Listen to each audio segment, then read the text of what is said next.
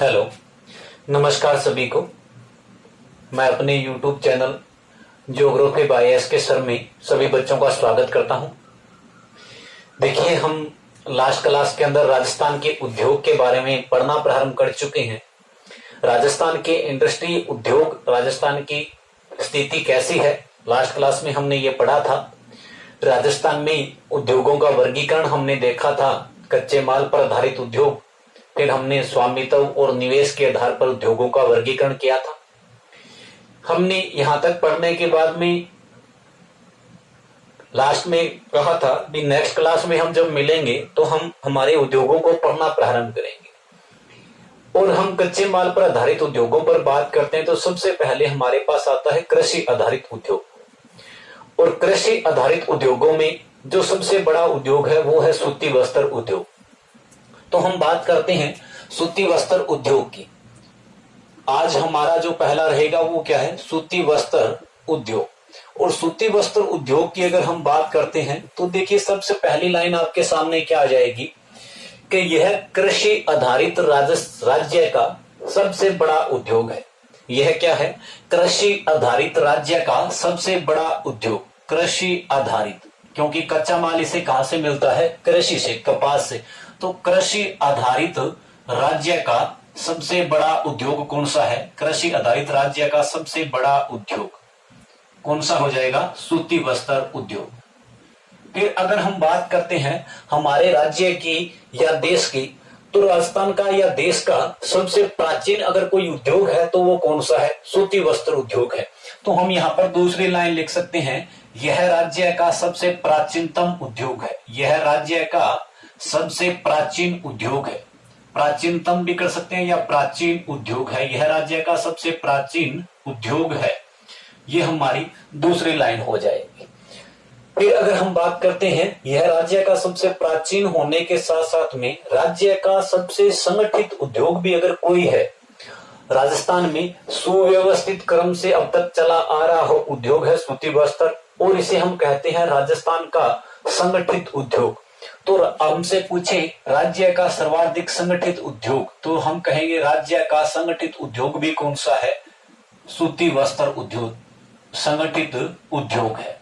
इसके अलावा हम ये कह सकते हैं, यह राज्य का सुव्यवस्थित उद्योग है। सुव्यवस्थित क्रम से चलने वाला उद्योग। यह राज्य का सुव्यवस्थित क्रम से चलने वाला उद्योग है। तो ये हमारे लिए सामान्य चीजें। सबसे पहले कि भी सूती वस्त्र उद्योग कृषि आधारित राजस्थान का सबसे बड़ा उद्योग, यह राज्य का सबसे प्राचीन उद्योग है, राजस्थान का संगठित उद्योग है, और यह राज्य का सुव्यवस्थित उद्योग है। इसके बाद में अगर हम बात करते हैं, सूती वस्त्र जो उद्योग है यह राजस्थान में दो तरह से हम पढ़ सकते हैं।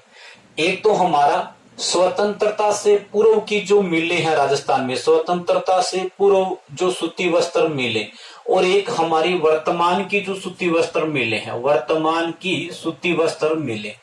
अगर हम बात करते हैं स्वतंत्रता से पूर्व या एकीकरण से पूर्व, राजस्थान में 7 सूती वस्त्र मिलें थी। राजस्थान में कितनी सूती वस्त्र मिलें थी? 7।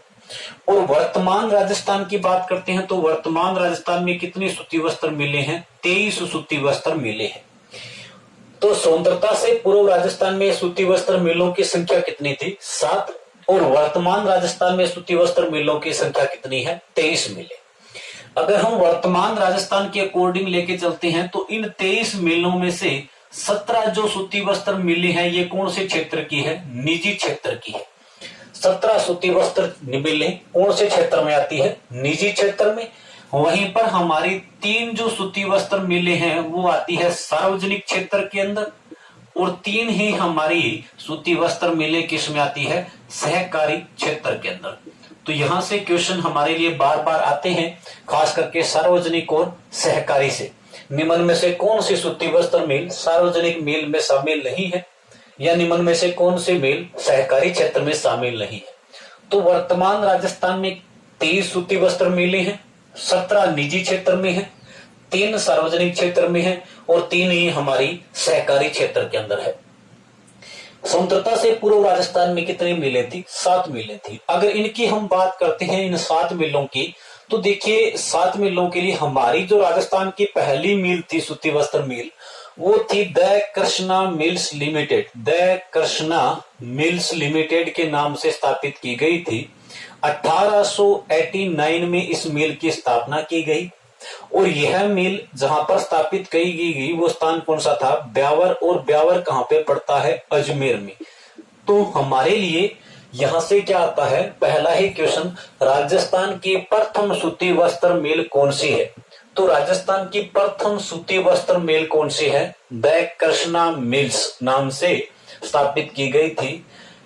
फिर कि यह कहां स्थित है? तो ब्यावर अजमेर के अंदर। द कृष्णा मिल्स ब्यावर अजमेर में।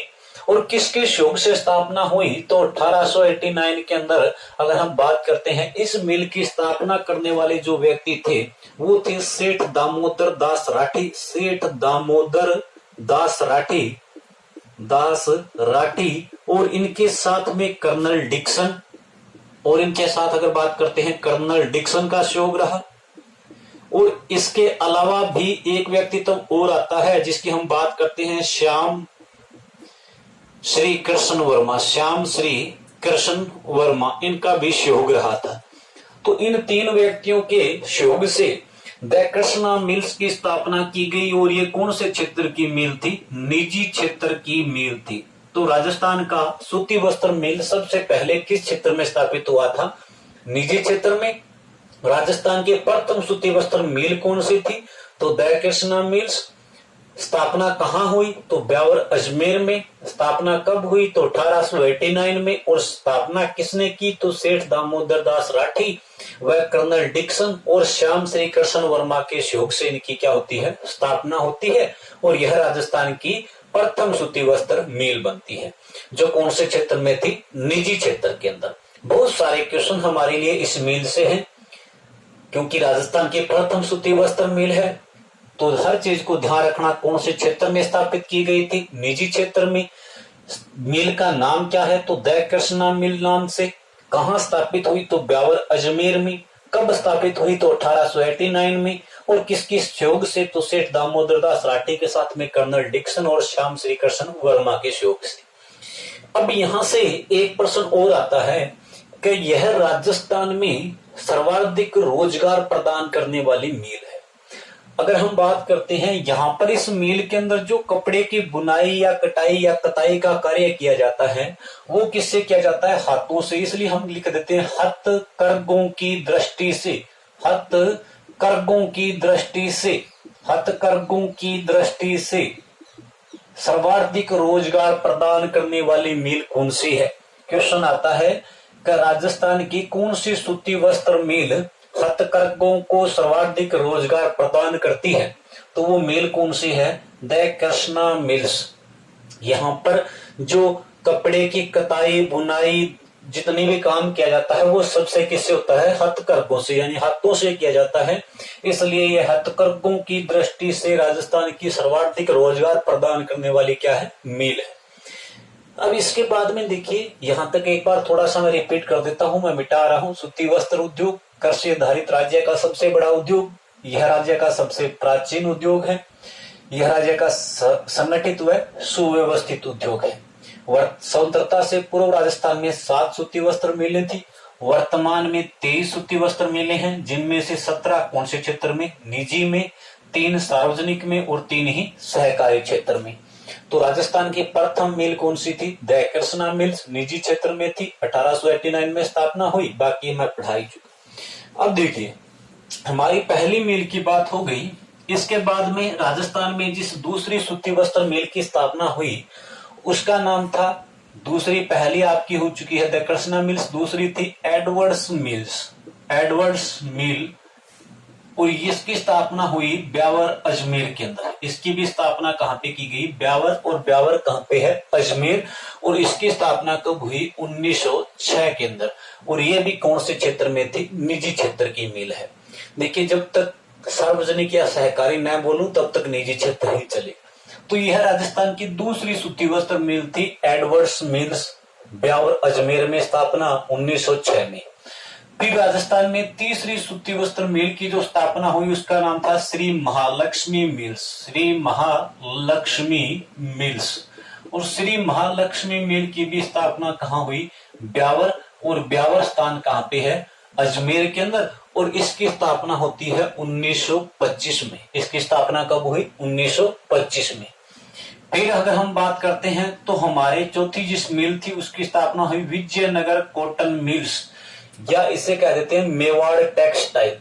हम अगर यहाँ पे लिखे विजयनगर या हम लिख दें मेवाड़ टेक्सटाइल मिल्स, मेवाड़ के नाम से ही ज्यादा जानी जाती है, मेवाड़ टेक्सटाइल्स मिल। और मेवाड़ टेक्सटाइल मिल की स्थापना जो होती है वो होती है भाई भीलवाड़ा के अंदर। इसकी स्थापना मेवाड़ टेक्सटाइल मिल्स की स्थापना कहाँ हुई? भीलवाड़ा के अंदर। और इसकी स्थापना होती है 1936 के अंदर। 1936 में इसकी स्थापना 1936 में न होकर 1938 में। इसकी स्थापना कब हुई? 1938 के अंदर। फिर राजस्थान की जो पांचवी सूती वस्त्र मिल लगाई गई वो थी उमेद मिल्स। कौन सी मिल थी? उमेद मिल्स। और उमेद मिल्स की स्थापना की गई पाली के अंदर। और इसकी बात करते हैं तो इसकी स्थापना हुई 1942 के अंदर। यहां से बार बार क्वेश्चन आ चुका है, उमेद मिल को लेकर क्वेश्चन बनते हैं और इससे पूछा भी गया था पिछले एग्जाम के अंदर उमेद मिल्स की स्थापना कब हुई थी? तो 1942 में। दूसरा प्रश्न यहां से ध्यान रखना, वर्तमान राजस्थान में सर्वाधिक सूती वस्त्र का उत्पादन किस मिल से होता है? तो वर्तमान में सर्वाधिक सूती वस्त्र का उत्पादन करने वाली मिल है, सूती वस्त्र का उत्पादन करने वाली मिल। और वर्तमान में सर्वाधिक सूती वस्त्र का उत्पादन करने वाली मिल कौन सी है? उमेद मिल पाली। एक प्रश्न का ध्यान रखना, वर्तमान में सर्वाधिक सूती वस्त्र का उत्पादन करने वाली मिल कौन सी है? उमेद मिल पाली के अंदर। फिर इसके बाद में अगर हम बात करते हैं तो हमारी नेक्स्ट जो मिल लगाई गई थी वो लगाई गई थी Shardul textile. Shardul textile mill. और इसकी स्थापना श्री गंगानगर के अंदर, श्री गंगानगर में। और इसकी स्थापना हुई 1946 के अंदर। इस प्रकार से हमारे राजस्थान के अंदर सूती वस्त्र मिलें चलती गई। फिर आई आपकी कोटा टेक्सटाइल मिले, कोटा टेक्सटाइल मिल। और इसकी स्थापना कोटा के अंदर स्थापना हुई 1956 में। यहां से हम ये कह सकते हैं कि स्वतंत्र राजस्थान की प्रथम मिल, स्वतंत्र राजस्थान की ये कौन सी थी? प्रथम मिल थी। स्वतंत्र राजस्थान की प्रथम मिल कौन सी है? तो वो कौन सी थी? कोटा टेक्सटाइल कोटा 1956 में जिसकी स्थापना होती है। यहां पर मैंने 7 मिलों के नाम लिखे हैं। आपसे कई बार क्या है क्वेश्चन को इस प्रकार दे देता है कि राजस्थान में स्वतंत्रता से पूर्व स्थापित मिलों में निम्न में से कौन सी नहीं थी? स्वतंत्रता से जो पहले राज्यों में मिलें स्थापित कर दी जा चुकी थी उनमें से कौन सी मिल निम्न में से नहीं थी? तो ध्यान रखना, पहली मिल हमारी कौन सी थी? The Krishna mills. The Krishna mills. स्थापना इसकी आपने अभी पढ़ी थी 1889 के अंदर, यानी ये भी स्वतंत्रता से पहले लगा दी गई। एडवर्ड्स मिल्स 1906 स्वतंत्रता से पहले स्थापित। महालक्ष्मी मिल 1925 स्वतंत्रता से पहले। मेवाड़ टेक्सटाइल भीलवाड़ा 1938 स्वतंत्रता से पहले। उमेद मिल 1942 स्वतंत्रता से पहले। शार्दुल टेक्सटाइल श्रीगंगानगर 1946 स्वतंत्रता से पहले। और ये स्वतंत्रता के बाद स्थापित राजस्थान की मिल 1956 में। यानी राजस्थान का एकीकरण 1956 1 नवंबर 1956 को होता है। उससे पहले राजस्थान में स्थापित सूती वस्त्र मिले। अब हमारे लिए क्वेश्चन क्या है? इन मिलों से जो क्वेश्चन है वो तो 2 ही मिलों से है। अरे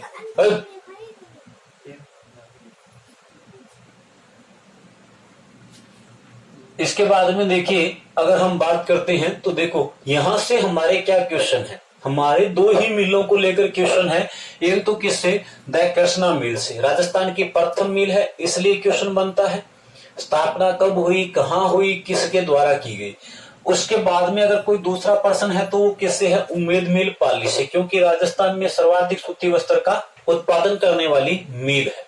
बाकी ये ध्यान रखना, ये सातों मिलें सबसे पहले किस क्षेत्र में स्थापित थी? निजी क्षेत्र के अंदर इनकी क्या होती है? स्थापना होती है। यानी राजस्थान में स्वतंत्रता से पहले पहले राजस्थान का जो सूती वस्त्र उद्योग था वो कैसा था? निजी क्षेत्र में ही सीमित था। अब क्या हुआ, देखिए इसे मिटा रहे हैं। 1973-74 के अंदर जाकर वस्त्र निगम की स्थापना होती है। 1973-74 के अंदर जाकर किसकी स्थापना हुई? 1973 और 74 के अंदर स्थापना होती है वस्त्र निगम की। और वस्त्र निगम की स्थापना होने के बाद राजस्थान की तीन मिलों को इस वस्त्र निगम ने अपने अधिग्रहण में ले लिया। 1973-74 में किसकी स्थापना होती है? वस्त्र निगम की स्थापना होती है। और वस्त्र निगम की स्थापना होने के साथ में ही इन्होंने राजस्थान की तीन मिलों को किस में ले लिया? अपने अधिग्रहण क्षेत्र के अंदर ले लिया। अब वो राजस्थान की जो तीन मिलें थी जिन्हें इसने अपने अधिग्रहण क्षेत्र में लिया, वहीं से राजस्थान का सूती वस्त्र उद्योग कौन से क्षेत्र में आ गया? सार्वजनिक क्षेत्र के अंदर आ गया।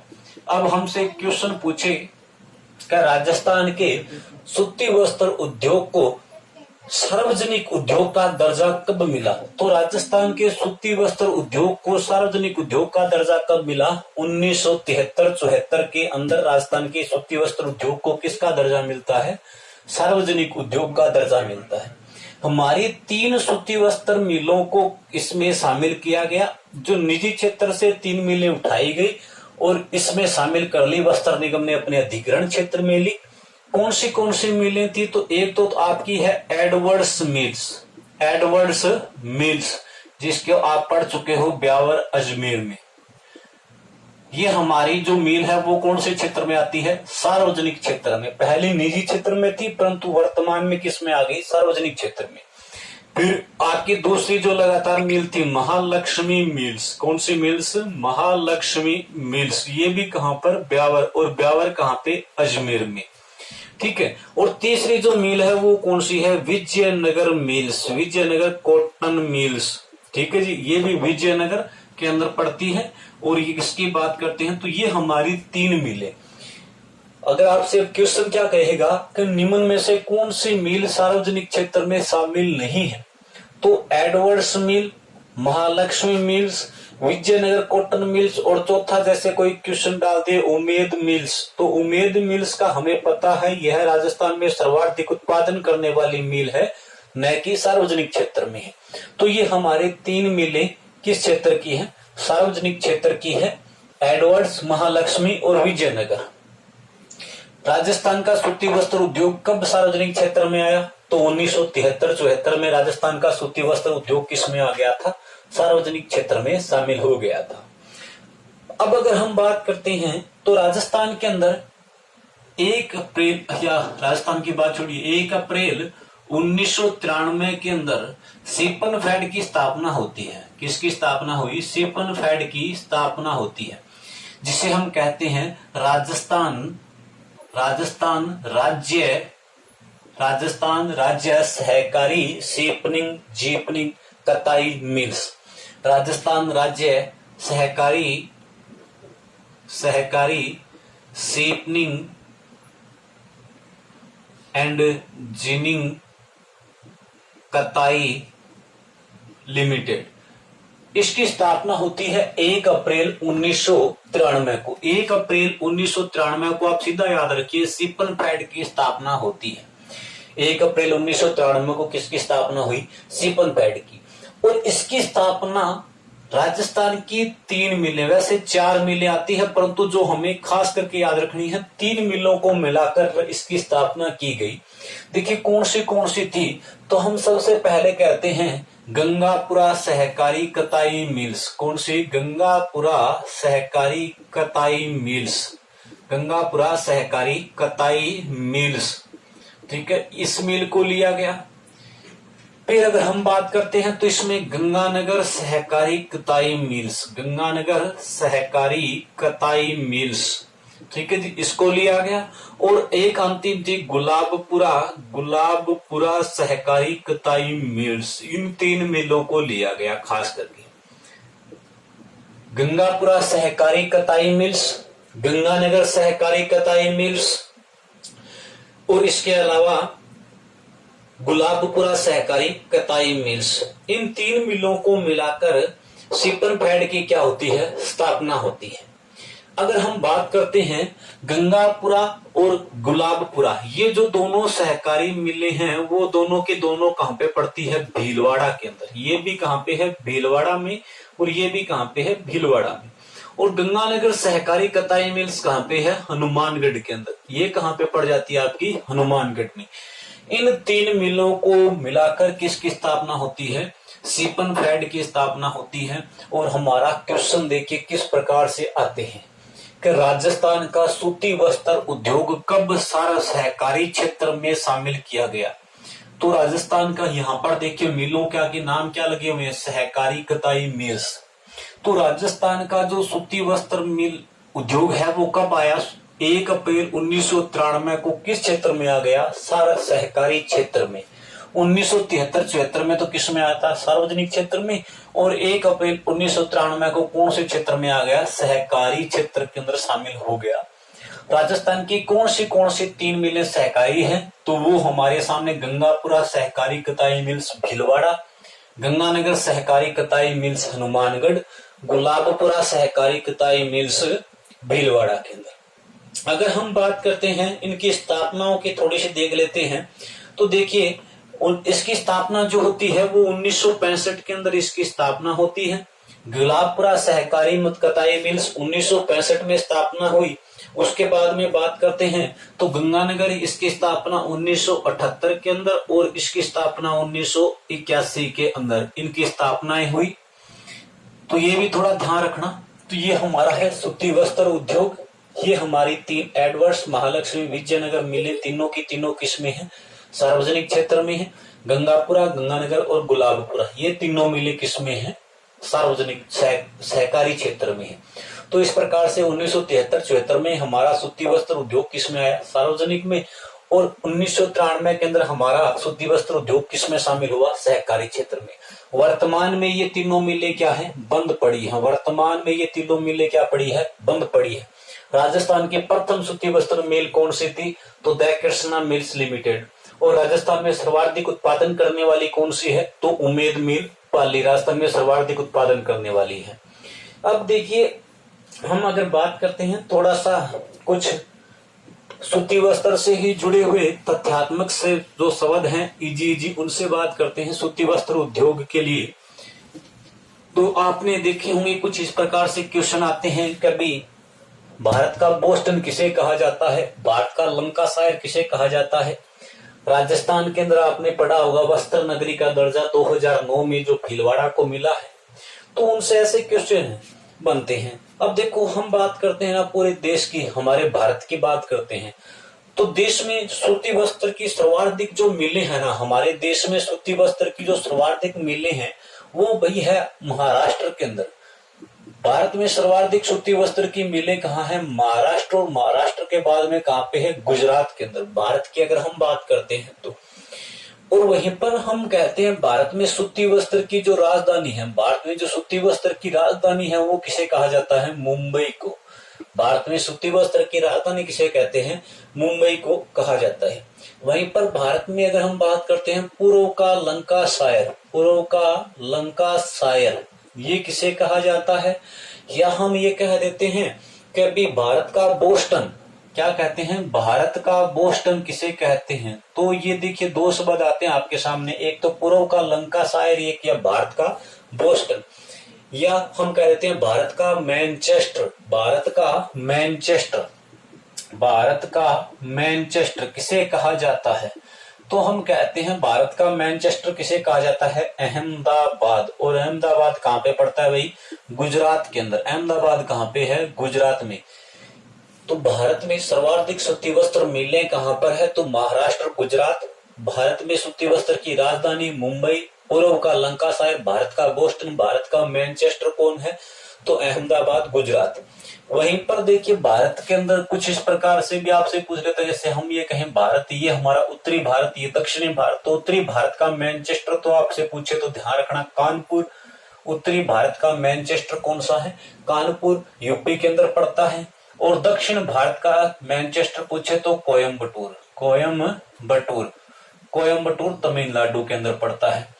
तो उत्तरी भारत का मैनचेस्टर तो कौन सा है? कानपुर। और दक्षिण भारत का मैनचेस्टर कौन सा है? कोयम्बटूर। भारत का मैनचेस्टर कौन सा है? अहमदाबाद, गुजरात। वहीं पर हम बात करते हैं राजस्थान की, तो राजस्थान का मैनचेस्टर तो आप सभी जानते हो कौन सा है? भीलवाड़ा। राजस्थान का मैनचेस्टर किसे कहा जाता है? भीलवाड़ा को। वहीं पर एक आजकल एक क्वेश्चन और चलता है, राजस्थान का नवीन मैनचेस्टर किसे कहा जाता है? तो ये ध्यान रखना, भिवाड़ी। और भिवाड़ी स्थान कहां पे पड़ता है? अलवर में। भिवाड़ी कहां पे है? अलवर में। इसे राजस्थान का नवीन मैनचेस्टर कहा जाता है। तो राजस्थान का मैनचेस्टर कौन सा है? भीलवाड़ा। राजस्थान का नवीन मैनचेस्टर कौन सा है? भिवाड़ी, अलवर। वहीं पर 2009 के अंदर ध्यान रखना, 2009 के अंदर राजस्थान के अंदर भीलवाड़ा को वस्त्र नगरी का दर्जा दे दिया गया है। भीलवाड़ा को सीधा पूछे राजस्थान की वस्त्र नगरी का दर्जा किसे है? तो राजस्थान की वस्त्र नगरी का दर्जा किसे दे दिया गया है? भीलवाड़ा को 2009 में।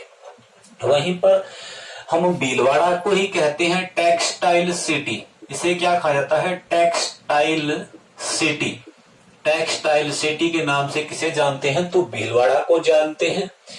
राजस्थान का मैनचेस्टर भीलवाड़ा, राजस्थान की वस्त्र नगरी भीलवाड़ा, राजस्थान की टेक्सटाइल नगरी भीलवाड़ा, राजस्थान का नवीन मैनचेस्टर भिवाड़ी, अलवर। वहीं पर एक क्वेश्चन और आता है कुछ इस प्रकार से, राजस्थान में computer aided design centre, Rajasthan में कंप्यूटर एडेड डिजाइन सेंटर कहां स्थापित किया गया है? तो वो भी कहां पे है? भीलवाड़ा में। कंप्यूटर एडेड डिजाइन सेंटर की स्थापना कहां पे हुई है? तो भीलवाड़ा में। ये हमारा कौन सा था? सूती वस्त्र उद्योग। अब सूती वस्त्र उद्योग के बाद में हम बात करते हैं तो कृषि आधारित दूसरा जो सबसे बड़ा उद्योग है वो है आपका चीनी उद्योग। चीनी उद्योग की जब हम बात करते हैं, राजस्थान में सूती वस्त्र कृषि आधारित दूसरा सबसे बड़ा उद्योग, और राजस्थान का कृषि आधारित जो दूसरा सबसे बड़ा उद्योग है वो कौन सा है? चीनी उद्योग है। देखिए हम थोड़ा सा इसके बारे में बात करते हैं। चीनी उद्योग, अगर हम बात करते हैं चीनी, तो चीनी हमारा राज्य का क्या है? राज्य का कृषि आधारित दूसरा सबसे बड़ा उद्योग। कृषि आधारित दूसरा सबसे बड़ा उद्योग। सबसे पहले तो ये बात। दूसरी बात कि कृषि आधारित इस ये उद्योग है तो इसे कच्चा माल के रूप में क्या चाहिए? गन्ना। कच्चा माल इसको क्या चाहिए? गन्ना। कहते हैं गन्ने के कुल वजन के 9 से 10% अंश से क्या है? चीनी बनाई जाती है। गन्ने का जो कुल वजन होता है उसके 9 से 10% जो अंश होता है, या 9 से 12 किलो वजन जो उसका भार होता है, अंश होता है, उससे चीनी बनाकर तैयार की जाती है। वहीं पर हम कहते हैं विश्व में चीनी का कटोरा जो है वो है क्यूबा। विश्व में चीनी का कटोरा किसे कहा जाता है? क्यूबा को कहा जाता है। ये ध्यान रखना।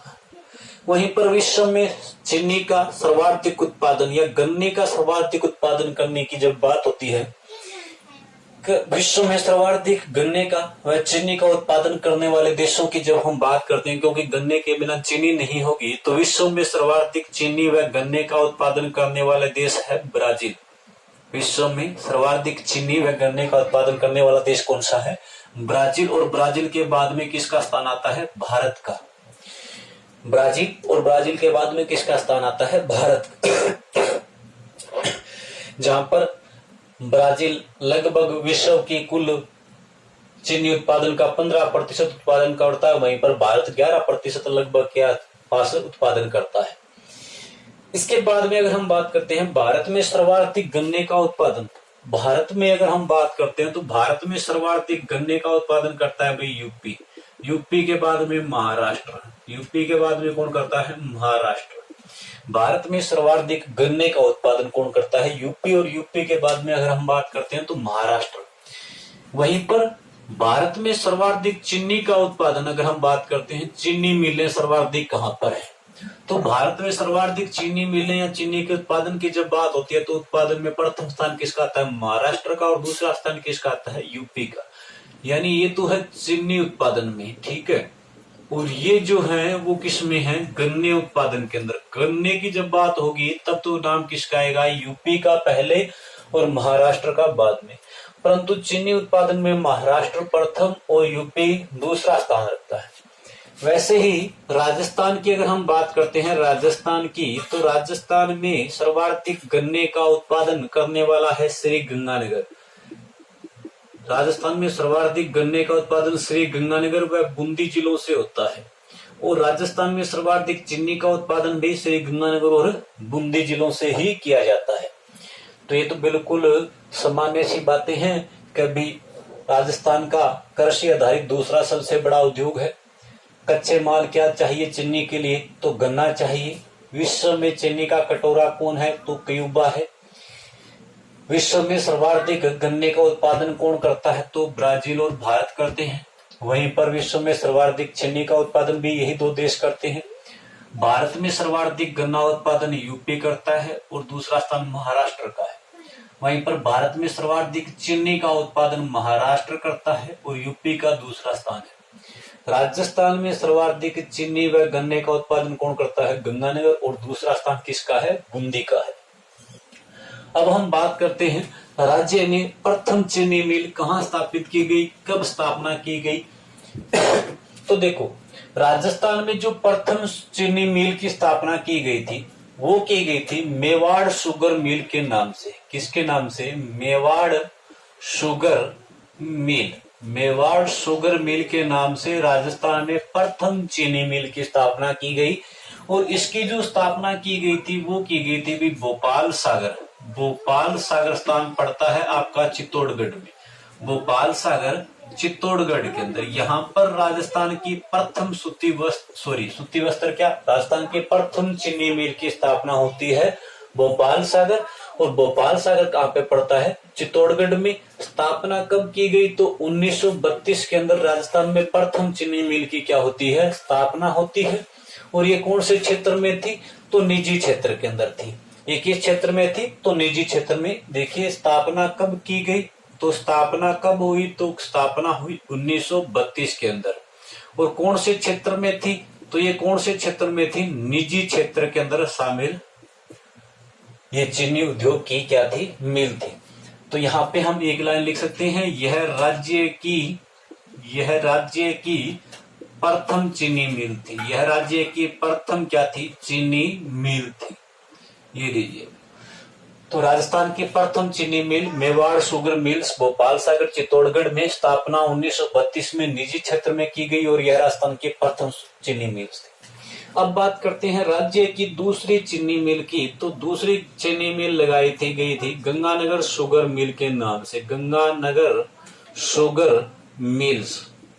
और गंगानगर शुगर मिल की स्थापना की बात करते हैं तो इसकी स्थापना श्री गंगानगर में ही की गई है। श्री गंगानगर के अंदर ये मिल पड़ती है। स्थापना कब हुई, तो इसकी स्थापना के बारे में देखिए, कहते हैं कि 1936, कुछ बुकों में 36, कहीं पर 1945 लिखा हुआ है। 1936-1945 में इसकी स्थापना निजी क्षेत्र में की गई थी। कौन से क्षेत्र में की गई थी, निजी क्षेत्र। अब ये 36 और 45 का जो बात है वो क्या है कि देखो, इससे जब सबसे पहले 1936 में बीकानेर इंडस्ट्रियल के नाम से स्थापित किया गया था, एक कारखाना लगाया गया था। और 1945 में इसका नाम गंगानगर शुगर मिल पड़ता है। ये हमारी क्या हुई कि 1956 के अंदर, 1956 में इस मिल को कौन से क्षेत्र में शामिल कर लिया गया, सार्वजनिक मिल का दर्जा मिल जाता है। इस मिल को क्या दे दिया गया, सार्वजनिक मिल का दर्जा मिल गया। अब ये इंपॉर्टेंट है, ध्यान रखना, गंगानगर शुगर मिल निजी क्षेत्र से उठकर सार्वजनिक क्षेत्र में कब आई, तो 1956 में ये कौन से क्षेत्र में आ जाती है, सार्वजनिक ये चीनी मिल आपकी स्थापित होती है। खास बातें क्या है, ये गंगानगर में कहाँ स्थित है, तो गंगानगर का एक गांव पड़ता है कमीनपुरा। गंगानगर के कमीनपुरा गांव के अंदर ये स्थित है। कमीनपुरा गांव श्रीकरणपुर तहसील में पड़ता है। श्रीकरणपुर तहसील जो पड़ती है श्री गंगानगर की, यहाँ पर पड़ता है। कमीनपुरा गांव श्रीकरणपुर तहसील में ये मिल स्थापित है।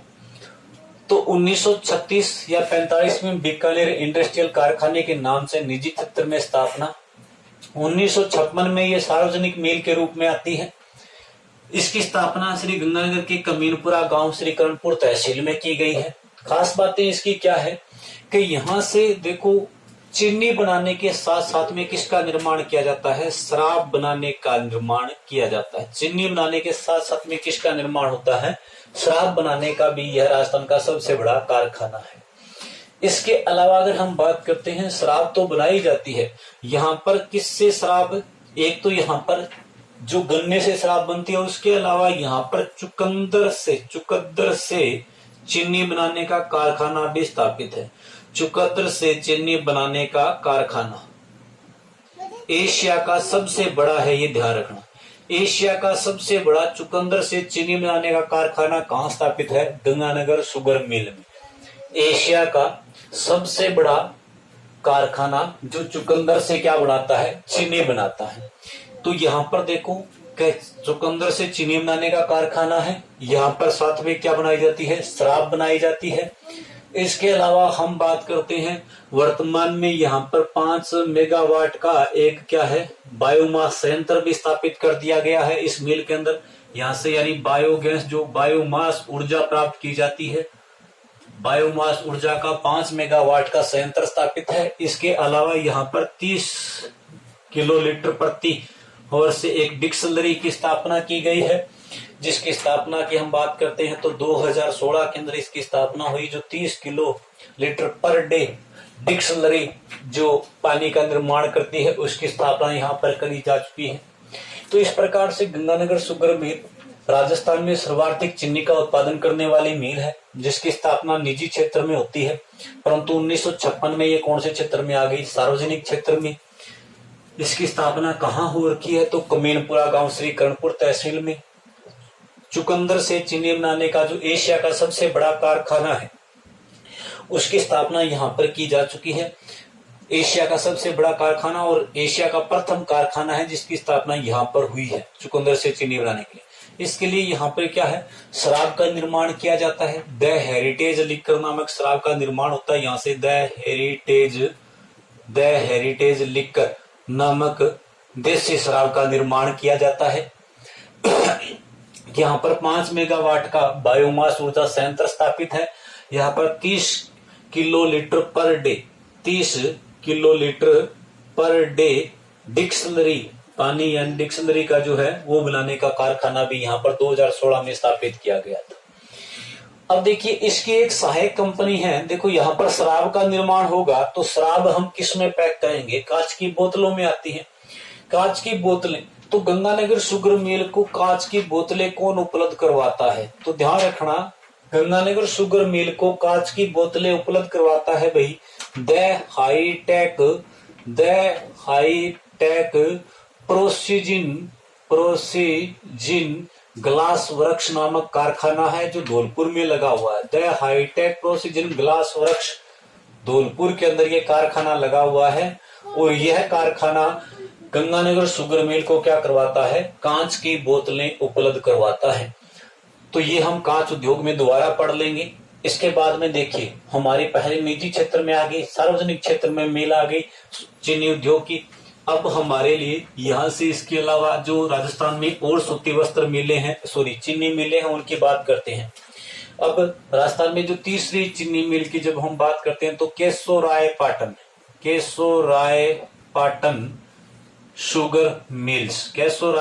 शुगर मिल्स जो कहाँ पे है, बूंदी के अंदर है। और ये किस क्षेत्र की मिल है, तो सहकारी क्षेत्र की मिल है। ये कौन सी क्षेत्र की मिल है, सहकारी मिल्स है, ये ध्यान रखना। तो सूती वस्त्र उद्योग के बाद में चीनी उद्योग एक ऐसा उद्योग है जो तीनों क्षेत्रों के अंदर कार्यरत है। इसकी स्थापना कब होती है, तो इसकी स्थापना हुई थी 1965 के अंदर। इसकी स्थापना कब हुई, 1965 में।